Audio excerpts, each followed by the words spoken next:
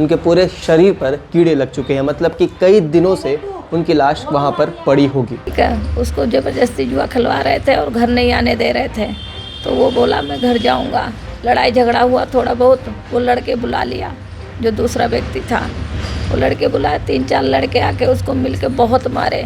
मैं जब पुलिस वाले के पास जा रही हूँ, चौकी जो हमारा चौकी लगता है वहाँ अंदर लोग, वहाँ जब मैं जाती हूँ तो मेरे ढंग से बात नहीं करते, मेरे लड़के के ऊपर इल्ज़ाम लगा रहे हैं। कि बुलवाने के बाद भी हमें पुलिस वाले ने क्या बोला कि आप 112 पे कॉल क्यों किए?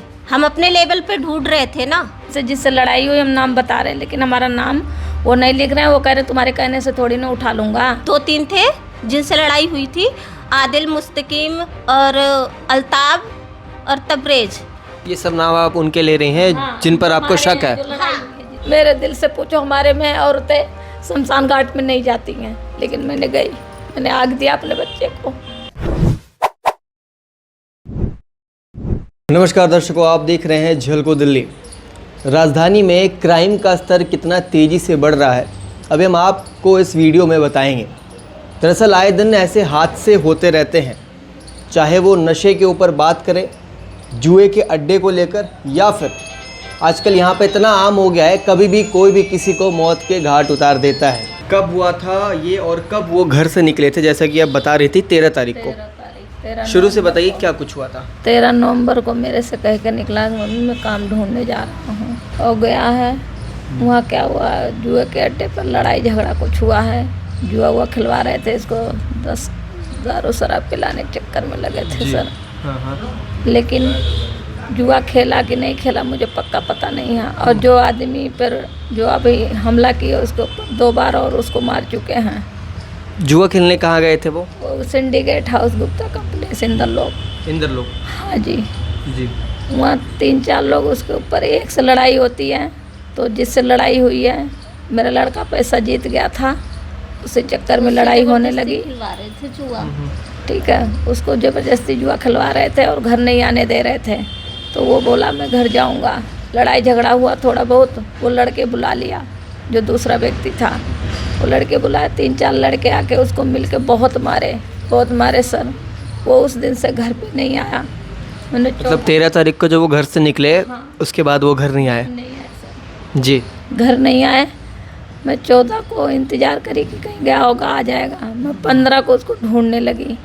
15 को पता लगा कि घर नहीं आया, तो मैं ढूंढने लगी। जब ढूंढने लगी तो वहाँ सब यार दोस्त और मेरा झुग्गी है उधर, मैंने सब में पता करा, तो किसी ने नहीं बताया कि मैंने देखा। ठीक है, फिर 24 घंटे के बाद ही कंप्लेन लिखा जाता है सर। मैं जब पुलिस वाले के पास जा रही हूँ, चौकी जो हमारा चौकी लगता है तो वहाँ अंदर लोग, वहाँ जब मैं जाती हूँ तो मेरे ढंग से बात नहीं करते, मेरे लड़के के ऊपर इल्ज़ाम लगा रहे हैं, क्योंकि इनको मोटा मोटी पैसा मिलता है क्राइम करवाने के लिए। आपके लड़के के ऊपर इल्ज़ाम लगाया जा रहा है, किस प्रकार का इल्ज़ाम है वो? कि तुम्हारा लड़का नशेड़ी है, जुआ खेलता है, गुंडा बदमाश है। ठीक है सर, क्योंकि मेरा लड़का तो यहाँ रहता था, उससे कोई मतलब नहीं है, लेकिन वो लोग क्राइम करते हैं और पुलिस वालों को पैसा जाता है सर। ऐसे गरीब आदमी को सुनवाई नहीं करते हैं वो।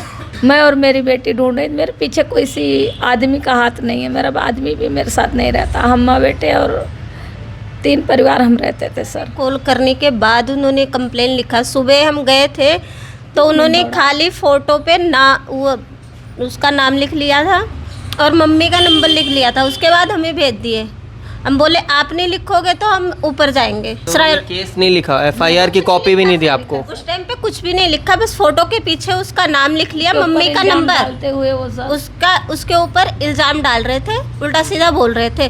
मैं बोली अगर आप उल्टा सीधा बोल रहे हो, अगर वो गलत भी है तो भी तो आपका ढूंढने का काम है सर। अगर हम लिखवाने आ रहे हैं तो आपका ढूंढने का काम है।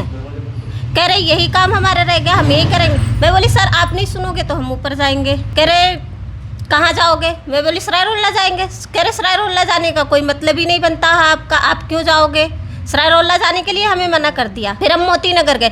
मोती नगर रजिस्टर में उन्होंने लिखा, पुलिस वाले ने, वो सही से हमसे बात किए, जो है उन्होंने सही से, मोती नगर थाने में, हाँ उन्होंने सही से हमसे बात की पुलिस वाले ने। उसके बाद हमने यहाँ की चौकी की बात उन्हें बताई, यहाँ पर जो भी घटना, हाँ यहाँ पे जो भी हुई, तो उन्होंने ये बोला कि आप सराय रोला एक बार चले जाओ। जब हम सराय रोला गए उन्होंने भी सारी बात सुनी। उन्होंने ये बोला कि आपका चौकी में ही कंप्लेन लिखा जाएगा, क्योंकि चौकी से ही हमारे पास आएगा। अगर वो नहीं सुन रहे तो आप 112 पे कॉल करो। हम वहाँ से घूम फिर के आए, उसके बाद भी हम ढूंढ ही रहे अपने भाई को। हम ढूंढ ही रहे, ढूंढते हुए आए जखीरे पे। वहाँ से हमने 112 पे कॉल किया 1:30 बजे हमने कॉल किया, फिर भी कोई पुलिस वाले नहीं। उन्होंने पर्सनल नंबर से कॉल किया हमारे पास, कह रहे अभी हम दूसरे कॉल पे जा रहे हैं, अभी हम बाद में आते हैं। उसके बाद भी वो हमारे पास नहीं आए, हमें चौकी बुलवाया। चौकी बुलवाने के बाद भी हमें पुलिस वाले ने क्या बोला कि आप 112 पे कॉल क्यों किए? हम अपने लेवल पे ढूंढ रहे थे ना, आप 112 पे क्यों किए कॉल? उसके बाद उन्होंने कंप्लेन लिखी। हम लड़ाई झगड़े का लिखवा रहे थे, हमारे लड़ाई झगड़े का नहीं, गुमशुदे का उन्होंने ज़बरदस्ती लिखा। जो भी लिखा उन्होंने अपने आप लिखा है। हम लड़ाई झगड़े का लिखवा रहे थे, कह रहे तुम्हारे भाई को क्या मार के नाम भी बता रहे हैं लड़कों का कि जिससे लड़ाई हुई हम नाम बता रहे हैं, लेकिन हमारा नाम वो नहीं लिख रहे हैं। वो कह रहे तुम्हारे कहने से थोड़ी ना उठा लूँगा, तुम्हारे कहने से मैं मान लूँ कि तुम्हारे लड़के को मार दिया। जब तक तुम्हारा बेटा नहीं मिलता, वो नहीं बताता है कि क्या क्या हुआ, वो मिलेगा तब मैं कोई कार्रवाई करूंगा उनके खिलाफ। तो मैं बोली अगर उसको मार के डाल दिया होगा, कह रहे जबकि जब देखी जाएगी। जो भी पुलिस वाले कर रहे थे नहीं कर रहे थे हमें नहीं पता सर। हम अपनी तरफ से कोशिश कर रहे थे, जहाँ जहाँ हमें पता था वहाँ हम ढूंढे अपने भाई को। उसके बाद 3 बजे बुलाया हमें पुलिस वाले ने, जब सुबह 9 बजे मम्मी गई थी। उसके बाद 3 बजे बुलाए उन सबको, फिर भी पुलिस वाले नहीं गए उनके घर पे, हमें साथ में लेके गए कि चलो तुम दिखाओ उनका घर कि कहाँ पे है। हम साथ में गए, उनके घर पे भी इतनी औरतें हमारे ऊपर टूट पड़ी लड़ने के लिए पुलिस वाले के सामने, पर पुलिस वालों ने कुछ भी नहीं बोला। उसके बाद हम 5 बजे, उससे पहले वो सब आ गए थे तीनों, जो भी 2-3 थे जिनसे लड़ाई हुई थी, आदिल, मुस्तकीम और अल्ताब और तबरेज। ये सब नाम आप उनके ले रहे हैं जिन पर आपको शक है? हमें शक नहीं है सर, हमें यकीन है कि वही सब मारे हैं। हमें यकीन नहीं है। और उन सब से हमें बाद में बुलाया, उन सब से क्या बात हुई क्या नहीं हुई हमें नहीं पता। हम जब आप थाने आपको दोबारा बुलाया गया था, वो लोग वहाँ मौजूद थे? मौजूद थे सर, वो सब वहाँ पे थे, हमें नहीं पता। उसके बाद जब उन्होंने हमें कॉल किया, हम गए, वो अजीबी तरह से मुस्कुरा रहे हैं, सब कुछ कर रहे। जो थाने में जो थे, नहीं जो लड़के थे, अच्छा, जिनका नाम आप लोगों को देखकर अंदर से।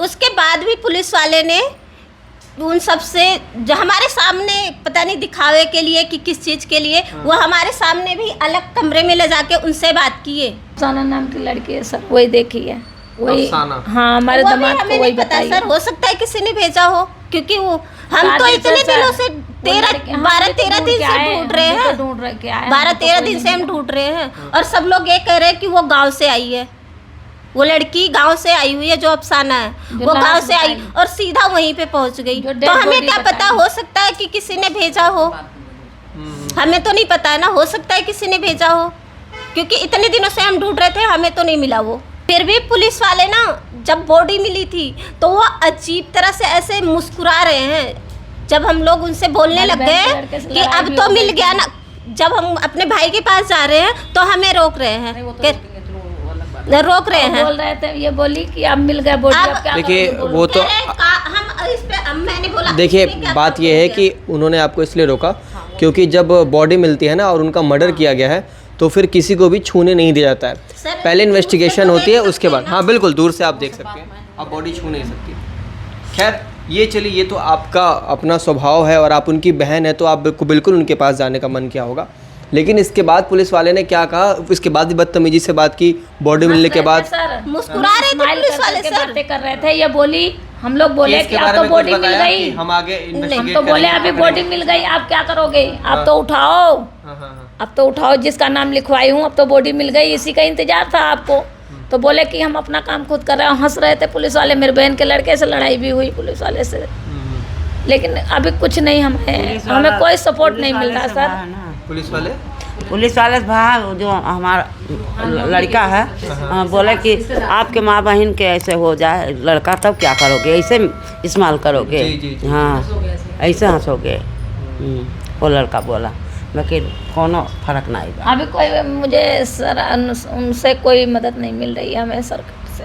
मेरे एक ही लड़का था सर, हमारी 2 लड़कियां, एक लड़का था, सबसे छोटा लड़का था मेरा, वो जीने का सहारा था मेरा आदमी भी नहीं है, मेरा लड़का ही था सर। बस मैं अब रोना नहीं चाहती, मैं अपने हाथ से आग लगाई हुई अपने लड़के के चिते में। मेरे दिल से पूछो, हमारे में औरतें शमशान घाट में नहीं जाती हैं, लेकिन मैंने आग दिया अपने बच्चे को। मुझे इंसाफ चाहिए सर, इंसाफ मिलेगा ठीक है, नहीं मिलेगा तो ऊपर वाला जाने, जैसा जिसकी इंसानियत मर गई है तो कोई बात नहीं है सर। दिल से पूछो मेरे क्या बीत रही है।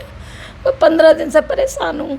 13 तारीख 14 तारीख से ढूंढ के मेरे घर में चूल्हा नहीं जल रहा सर। मेरे रिश्तेदार भी जब बॉडी मिली है तब सारे आए हैं, मेरे पीछे कोई नहीं था सर, और यही सपोर्ट नहीं था मेरे पीछे। वो यही समझ रहे थे कि इनके आगे पीछे तो कोई है नहीं, मेरे को कानून से कोई वो नहीं मिला। दर्शकों, जिस व्यक्ति की मृत्यु हुई उनकी माँ और बहन से बातचीत करने के बाद साफ तौर पर मालूम होता है कि पुलिस वाले कितने नाकाम साबित होते हैं, कितनी बदतमीजी से उन्होंने इनसे बातचीत की। सबूत के तौर पर हमारे पास कुछ वीडियोस भी है जो हमने आपको स्क्रीन पर दिखाए। उनके पूरे शरीर पर कीड़े लग चुके हैं, मतलब कि कई दिनों से उनकी लाश वहाँ पर पड़ी होगी। जो पुलिस वाले अगर ठीक तरीके से FIR लिख लेते, केस रजिस्टर कर लेते, तो शायद वह ढूंढने में कहीं ना कहीं सक्षम होते, लेकिन ना उन्होंने ठीक तरीके से कार्रवाई की, उल्टा परिवार वाले से ही बदतमीज़ी की और लाठी वगैरह भी दिखाने की बातचीत की। जाहिर सी बात है, अगर किसी का भाई खो जाएगा तो वो ऊंची आवाज़ में बात करेंगे ही, अगर पुलिस वाले ठीक से बात नहीं करेंगे। केवल ऊंची आवाज़ में बात करने के बाद इस प्रकार की बातें निकल कर सामने आ रही है। ऐसी घटनाएं राजधानी में आम हो गई है, हर दिन प्रतिदिन ऐसी खबरें आती है। क्राइम का स्तर इस तरीके से बढ़ रहा है, चाहे वो नशे की वजह से हो, चाहे कुछ आपसी रंजिश की वजह से, या कोई और मामला निकल कर अगर सामने आए, लेकिन ऐसा नहीं होना चाहिए। दिल्ली में, राजधानी दिल्ली में प्रशासन व्यवस्था कैसी है ये हम आपको लगातार दिखाते रहते हैं। मैं उम्मीद करता हूँ आपको ये स्टोरी पसंद आई होगी और आप भी सजग रहें, सुरक्षित रहें, परिवार की सुरक्षा करें। तब तक के लिए देखते रहिए झलको दिल्ली। कैमरा पर्सन नरेश के साथ मैं शमीर रंजन। धन्यवाद। जय हिंद, जय भारत।